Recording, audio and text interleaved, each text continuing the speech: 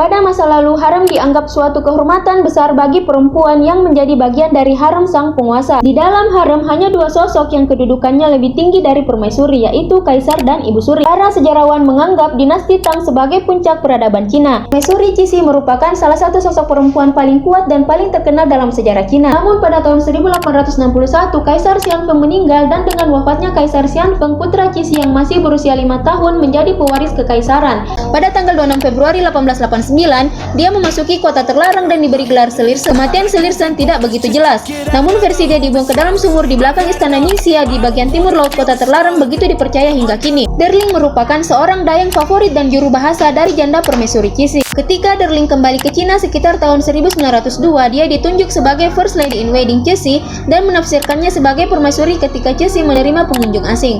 Liu Er juga satu-satunya wanita lain dalam sejarah Tiongkok selain Wu Zetian yang mengenakan jubah kaisar selama pemujian leluhur.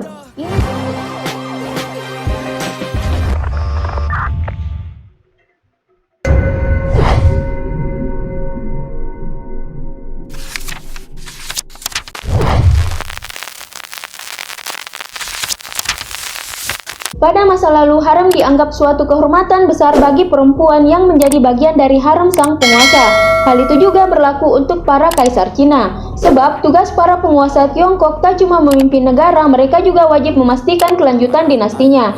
Caranya dengan memproduksi keturunan lelaki. Untuk tujuan itulah, para perempuan terpilih ditempatkan di harem atau dalam bahasa setempat disebut Hougong. Berasal dari kata Houkung yang secara harfiah berarti istana belakang. Istilah itu merujuk ke bagian istana yang diperuntukkan bagi permaisuri kaisar Cina, selir, hamba perempuan, dan orang-orang kasim. Di dalam harem berlaku hierarki, pada dasarnya ada 3 tingkatan di dalamnya. Permaisuri atau Huanghou atau istri resmi kaisar ada di puncak hierarki. Para ratu adalah perempuan paling dihormati dan dipuja di seluruh Tiongkok. Karena posisinya yang terhormat, ia dijuluki ibu dunia.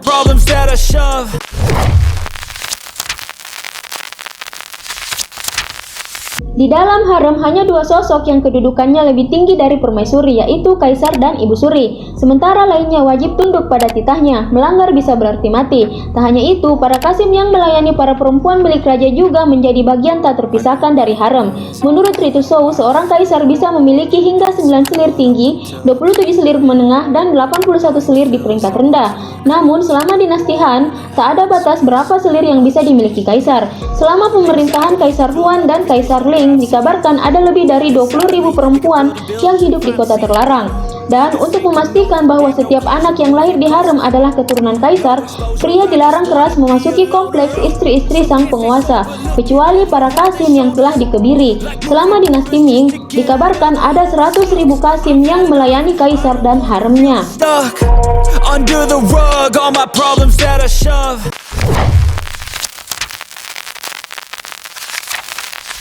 Para sejarawan menganggap dinasti Tang sebagai puncak peradaban Cina. Dinasti Tang diketahui berkuasa selama hampir 3 abad. Dinasti ini didirikan oleh keluarga Li yang mengambil alih kekuasaan pada masa kemunduran dan keruntuhan dinasti Sui. Pada saat dinasti Tang berkuasa, Chang'an menjadi salah satu kota metropolitan paling kosmopolitan di dunia dan pusat pencampuran multibudaya, di mana ada banyak orang Hu tinggal dan bekerja di kota besar itu. Orang Hu adalah orang dinasti Tang yang secara khusus mengacu pada Kaukasia, julukan untuk orang-orang berkulit putih. Sebagian besar orang Hu adalah pebisnis dari Sogdia. Dengan banyaknya orang Hu, maka menjadi hal biasa bagi seorang kaisar di dinasti Tang untuk memiliki selir kulit putih. Menurut buku Tang Baru, Kaisar Xuanzong dari Tang memiliki selir bernama Cao Yenaji yang merupakan gadis penari pusaran air Sogdiana. Konon dia berhasil memenangkan hati Kaisar Xuanzong di hadapan Yang Guifei dan memiliki seorang putri bernama Chong Niang.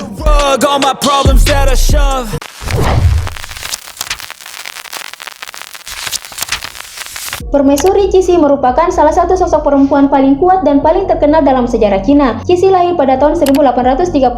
Hingga remaja, dia tidak menunjukkan tanda-tanda kebesaran masa depan yang jelas. Namun dia menjadi permaisuri yang memerintah di balik tirai setelah kematian suaminya Kaisar Xianfeng pada tahun 1861. Padahal ia memulai kehidupannya di istana sebagai selir rendahan. Bukan hanya itu saja, karirnya di istana juga tak tampak cemerlang. Tidak ada bukti bahwa Cixi disukai sebagai selir oleh sang kaisar. Bahkan konon Kaisar Xianfeng menyebutnya sebagai wanita wanita licik. Memasuki istana, Cixi tidak diangkat menjadi permaisuri. Dia hanya menjadi seorang selir, bahkan seorang yang berpangkat rendah pada saat itu. Sementara itu, permaisuri baru adalah seorang gadis bernama Sen. Dia juga memulai sebagai selir, tetapi dengan peringkat yang lebih tinggi. Peran utama seorang permaisuri adalah menjadi manajer wanita harem. Dan dari sinilah, permaisuri Sen memiliki hubungan dekat dengan selir Cixi. Usai Cixi melahirkan seorang putra satu-satunya sang kaisar.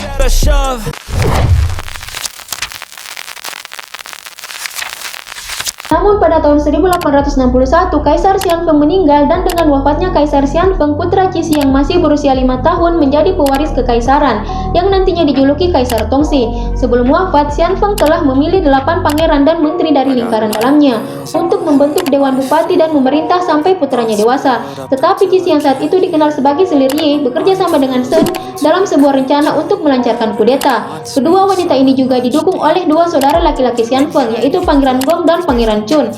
Cixi dan Sen berhasil menggulingkan Dewan Pengawas, memenjarakan 5 dari mereka, mengeksekusi 1 orang, dan memerintahkan 2 lainnya untuk bundir.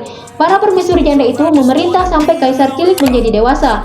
Bahkan setelah permaisuri Sen meninggal, Cixi terus menjadi penguasa di balik tirai hingga kaisar berikutnya yang tak lain keponakannya sendiri, Kaisar Guangxu, naik tahta.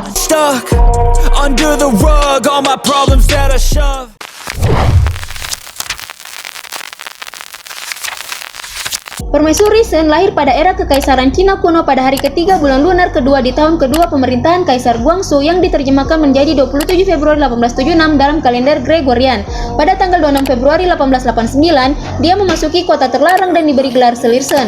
Pada 6 Februari 1894, dia diangkat menjadi permaisuri kerajaan Kesun. Awalnya janda permaisuri Cixi sangat menyukai bakat selir Sen. Oleh karenanya, dia mempekerjakan seniman papan atas untuk mengajarinya melukis dan memainkan alat musik. Namun rupanya selir Sen memusuhi janda permaisuri Cixi saat dia telah menyalahgunakan pengaruhnya atas Kaisar Guangxu. Sebagai pembalasan, pada tanggal 26 November 1894, janda permaisuri Cixi memerintahkan permaisuri Sen untuk diturunkan pangkatnya.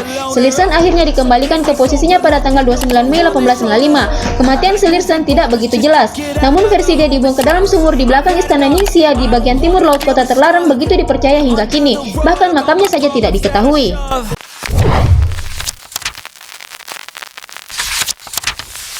Derling merupakan seorang dayang favorit dan juru bahasa dari janda permaisuri Cixi.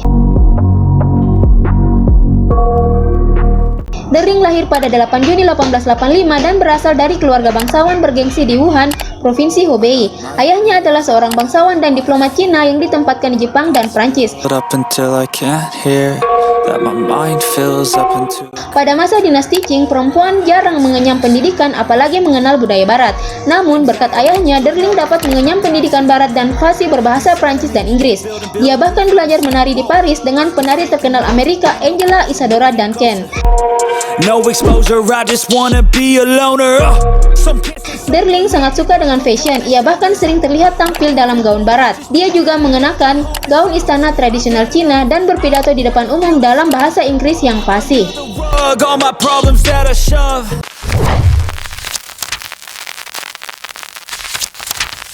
Ketika Derling kembali ke Cina sekitar tahun 1902, dia ditunjuk sebagai First Lady in Waiting Cixi dan menafsirkannya sebagai permaisuri ketika Cixi menerima pengunjung asing. Derling juga menjadi guru bahasa Inggris Kaisar Guangxu muda, sehingga Cixi menghargai persahabatannya dan memberinya status putri. Permaisuri Cixi mencoba untuk menikahkan Derling dengan salah satu putra Ronlu yang merupakan jenderal kepercayaan Cixi, tetapi perjanjian itu tidak berhasil. Derling tinggal di istana bersama permaisuri Cixi sampai Maret 1905, karena pada saat itu ayahnya jatuh sakit dan seluruh anggota keluarganya pindah ke Shanghai. 2 tahun kemudian, Derling menikah dengan seorang Amerika bernama Thaddeus C. White dan pindah ke Amerika pada tahun 1915. Setelah dinasti Qing berakhir, Derling mengajar kelas bahasa Mandarin di University of California, Berkeley. Derling meninggal pada tahun 1944 pada usia 59 tahun dalam kecelakaan mobil di California.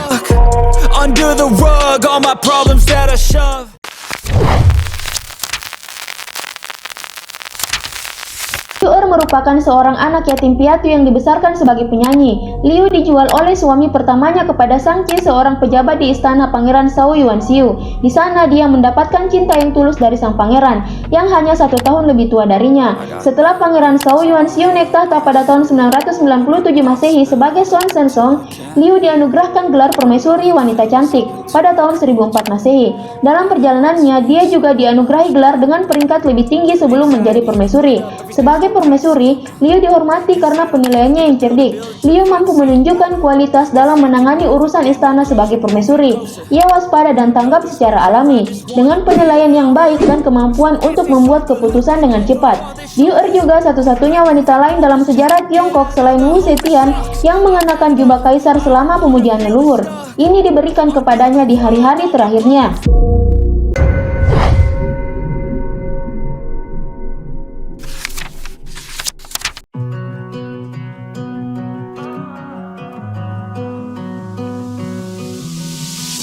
I know what you're thinking and I'm thinking it too. Maybe we should both just let it go.